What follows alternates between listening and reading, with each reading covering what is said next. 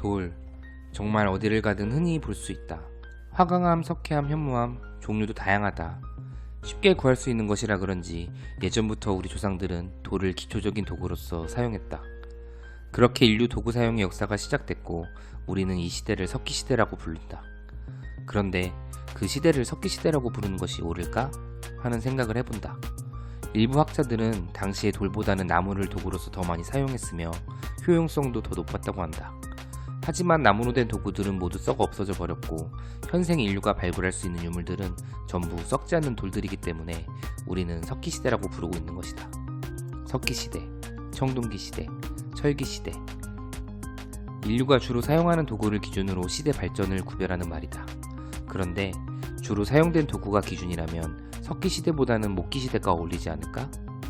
여기서 문득 생존자 편향이라는 말이 떠오른다. 2차 세계대전 당시 미군 전투기가 격추되는 것을 줄이기 위해 전쟁에서 돌아온 전투기의 외상을 분석했었다. 분석 결과 총알 대부분이 날개 및 꼬리 부분에 집중되어 있어서 당연히 해당 부분을 보강하기 위한 계획을 세웠다. 이때 통계학자 아브라함 월드는 이 의견에 반대를 했다. 오히려 총격의 흔적이 발견되지 않은 부분을 중심으로 보강을 해야 된다고 제안했다. 왜냐면 해당 부분에 총격을 받은 전투기는 돌아오지 못하고 추락했고 돌아올 수 있었던 전투기들은 해당 부분에 총격을 받지 않았기 때문이라는 것이다. 위 이야기는 생존자 편향 오류의 대표적 사례이다. 현재 시점을 기준으로 생존한, 즉 남아있는 것을 기준으로 판단을 내리는 오류를 일컫는다. 진정한 원인은 현재 생존한 것이 아닌 그 너머에 있는데 말이다.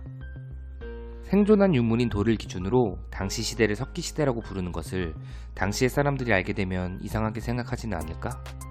지금 인류에게 금은 가치 있고 비싼 물건인 것처럼 현재 우리가 발견할 수 있는 잘 다듬어진 석기 유물들은 당시 인류에게 가치 있고 비싼 물건이기 때문에 평범한 사람들은 석기를 아주 가끔씩 사용할 수 있었던 그런 것이 아니었을까? 일상생활에서도 이러한 궁금증은 이어진다. 요즘 사람들은 과거보다도 점점 더 편향적으로 세상을 바라보고 있는 것 같다. 개인의 모든 특성을 범주화하려는 모습을 쉽게 찾을 수 있기 때문이다. MBTI로 성격을 단정짓는 것부터 고향, 학력, 지지하는 정당, 성별, 대화를 해보기도 전에 이미 어떠할 것이다 라고 판단을 내린다. 분류하기 쉽도록 마음속에 폴더들을 생성해놓고 새로운 사람들을 만날 때마다 그 폴더 중 한 곳으로 집어넣으려고만 한다. 그러다 간혹 어떤 폴더에 넣을지 혼란스러운 사람을 만나게 되면 불편한 감정을 느낀다.